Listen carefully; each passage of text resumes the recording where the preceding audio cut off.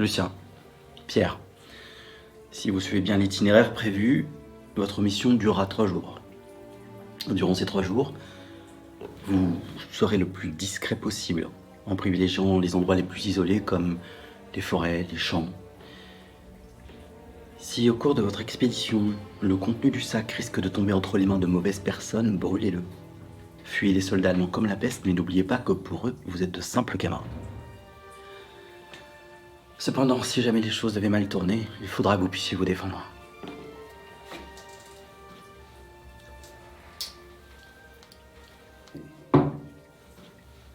Tout ça, c'est pour la France que vous le faites.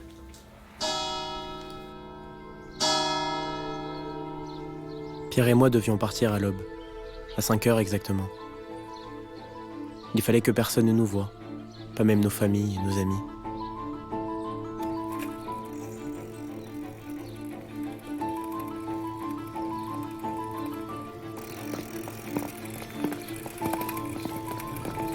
Le sac que la résistance nous avait confié contenait des messages confidentiels et des tracts de propagande. Si nous étions découverts avec, nous risquions gros.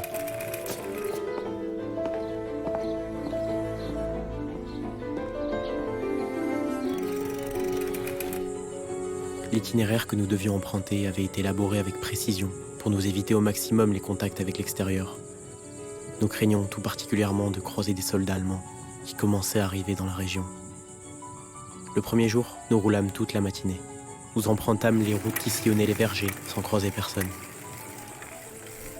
Je connaissais Pierre depuis toujours et je le considérais comme mon frère. Il semblait avoir été moins marqué que moi par les heures sombres que nous vivions. De mon côté, j'éprouvais une haine sans faille pour l'envahisseur. C'était ce sentiment qui m'animait plus que tout. Un garde champêtre, complice, nous permit ensuite d'emprunter un chemin privé qui constituait un sacré raccourci. Il y avait 3 types de personnes pendant l'occupation. Certains risquaient leur vie pour la liberté. Beaucoup préféraient se soumettre pour survivre. D'autres s'étaient rangés dans le camp adverse pour en tirer le meilleur parti.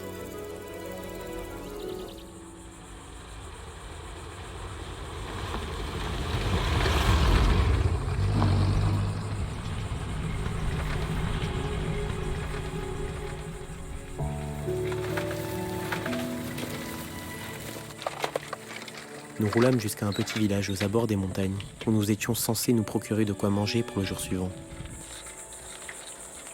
À partir de là, nous devions continuer à pied.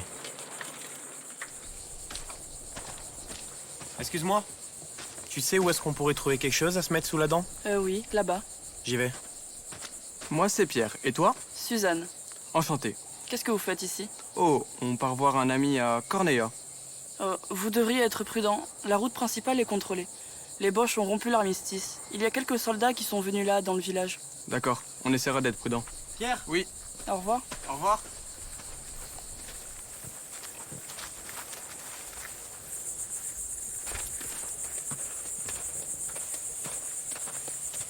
Pierre me répéta ce que la fille lui avait dit. Encore un patelin délaissé dont personne ne se souciait. Les hommes étaient sans doute tous partis au front sans jamais revenir.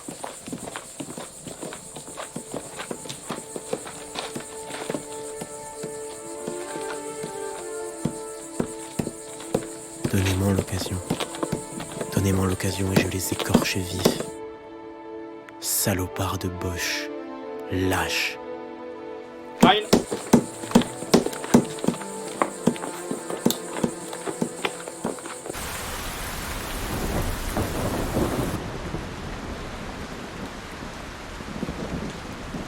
Je les hais. Qui ça? Tous ceux qui souillent la France. Les collabos, la police. Ils me donnent envie de vomir. Et les pires, ce sont les Boches. Avec leurs souliers bien cirés et leurs uniformes impeccables. C'est à cause d'eux qu'on en est là. Je t'assure. Donne-moi l'occasion et j'en crève une poignée. Je préfère choisir la violence à la lâcheté.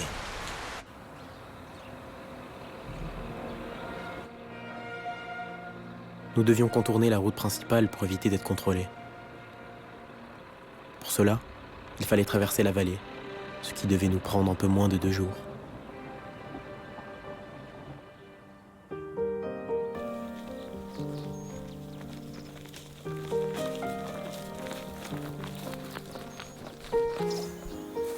Ici, la nature était paisible, indifférente au regard des hommes. Elle était un havre de paix alors que, jusqu'ici, tout avait semblé s'écrouler autour de nous.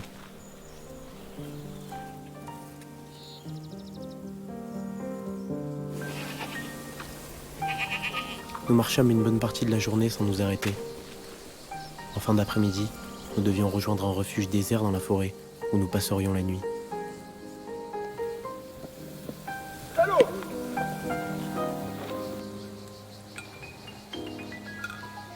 Au bout d'un moment, la soif se fit sentir.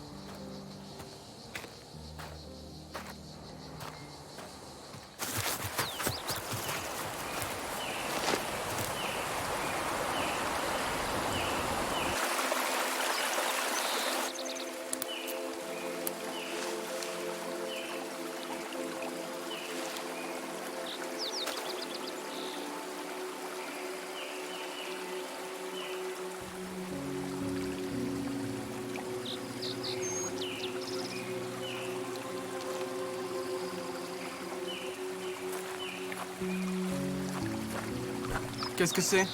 C'était là-dedans. Enfin, mais tu es fou. Ils nous ont clairement interdit de regarder ce qu'il y a à l'intérieur. Ça sortait du sac quand je l'ai pris. Ça me dit quelque chose.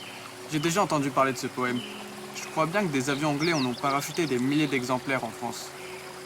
Liberté de Paul Éluard. On en est où? On arrive bientôt au refuge. Parfait. Je vais pouvoir piquer un petit somme.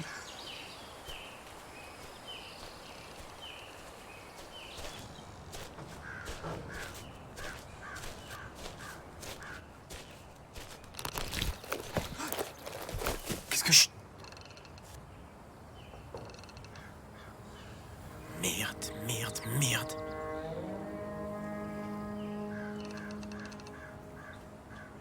C'est l'un des soldats qu'on a croisé au pool. Quoi? Qu'est-ce qu'il fait là? Tu penses qu'il nous attend? Il vérifie que personne ne traverse la vallée pour éviter les contrôles.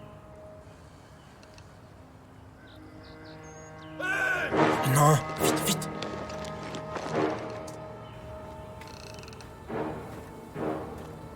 Arthur! Qui est là?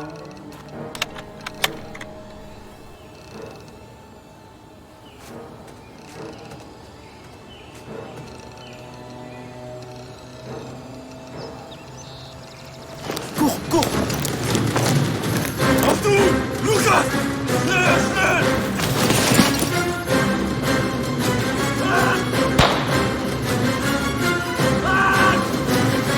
Arrête de fou!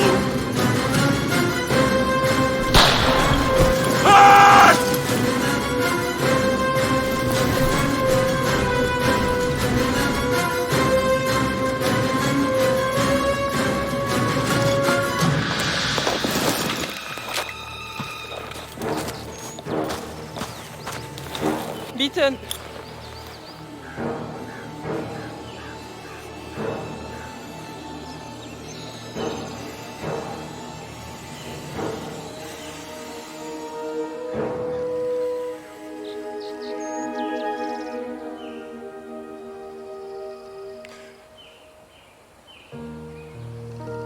Pars maintenant.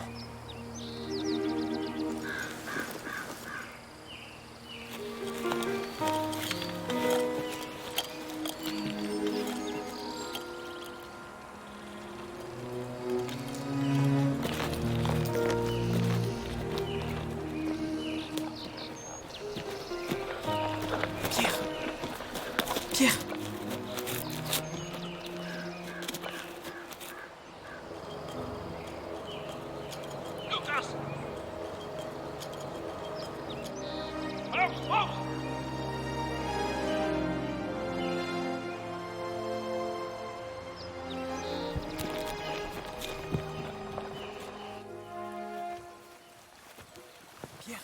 Lucien! Pierre! Tu es blessé? Je suis tombé, mais j'ai réussi à lui échapper. Rien n'est tombé du sac. Non, tout est là. Allez vite, il faut partir.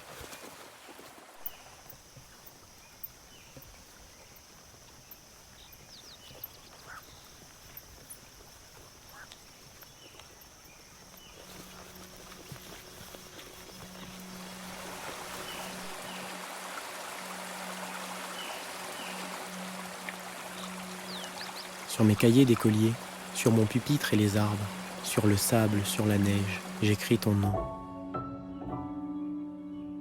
Sur toutes les pages lues, sur toutes les pages blanches, pierre sans papier ou cendre, j'écris ton nom. Sur les images dorées, sur les armes des guerriers, sur la couronne des rois, j'écris ton nom. Sur la jungle et le désert, sur les nids, sur les genêts, sur l'écho de mon enfance, j'écris ton nom.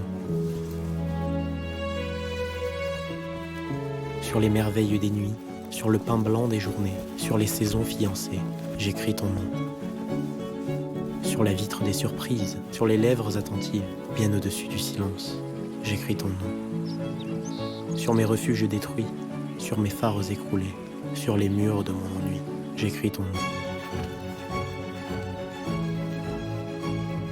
Sur l'absence sans désir, sur la solitude nue, sur les marches de la mort, j'écris ton nom. Sur la santé revenue, sur le risque disparu, sur l'espoir sans souvenir, j'écris ton nom. C'est là-bas. Et par le pouvoir d'un mot, je recommence ma vie. Je suis né pour te connaître, pour te nommer. Liberté.